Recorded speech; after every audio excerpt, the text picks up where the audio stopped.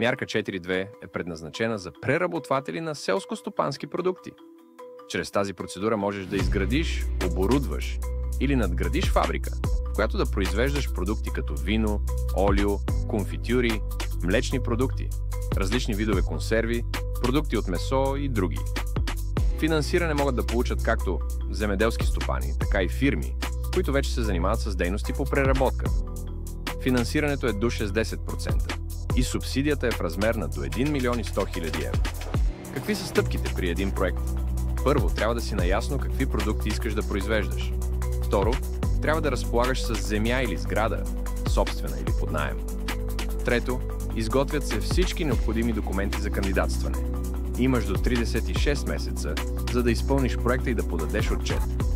Обърни внимание, че ако имаш строително-монтажни дейности, трябва да се изготви инвестиционен проект от лицензиран инженерен екип. Като цяло, мярката е изключително подходяща, ако имаш дългосрочни инвестиционни намерения в сферата на преработката.